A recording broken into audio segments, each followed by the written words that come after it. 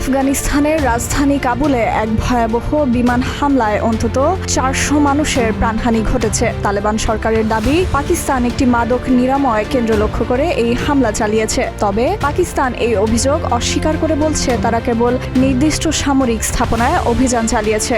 সোমবার রাতের অন্ধকারে কেঁপে ওঠে কাবুল শহরের 2000 শয্যা বিশিষ্ট ওমর এডিকশন ট্রিটমেন্ট হাসপাতালে আছড়ে পড়ে শক্তিশালী বোমা। তালেবান সরকারের উপমুখপাত্র হামদুল্লাহ ফিতরাত জানিয়েছেন, স্থানীয় সময় রাত 9টার দিকে এই হামলা চালানো হয়। এর ফলে হাসপাতালের একটি বড় অংশ সম্পূর্ণ ধ্বংস হয়ে গেছে।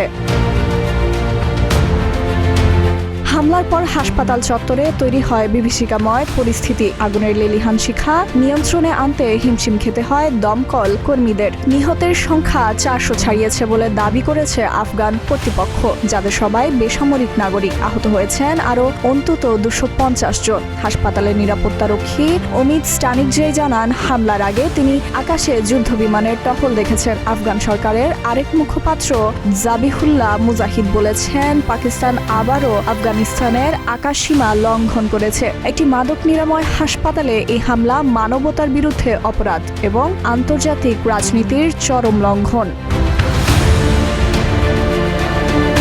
তবে পাকিস্তানের পক্ষ থেকে এসব অভিযোগকে ভিত্তিহীন বলে উড়িয়ে দেওয়া হয়। পাকিস্তান সরকারের মুখপাত্র মোশাররফ জাইদি জানিয়েছেন, কাবুলের কোনো হাসপাতালে হামলা চালানো হয়নি। পাকিস্তানের তথ্য মন্ত্রণালয়ের দাবি, তাদের লক্ষ্য ছিল কাবুল ও নানগারহারে অবস্থিত তালেবান ও সশস্ত্র গোষ্ঠীগুলোর সামরিক সরঞ্জাম ও গোলাবারুদ মজুদ কেন্দ্র। পাকিস্তানের দাবি অনুযায়ী এই স্থাপনাগুলো ব্যবহার করে তাদের দেশের সাধারণ মানুষের উপর হামলা চালানো হচ্ছিল।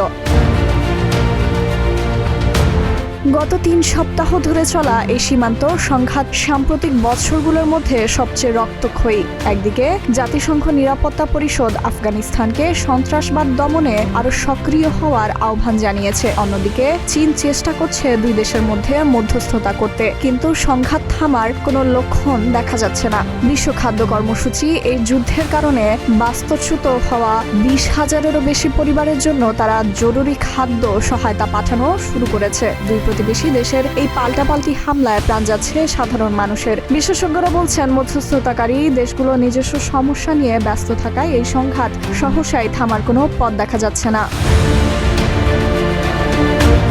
ডেস্ক রিপোর্ট, প্রতিদিনের বাংলাদেশ।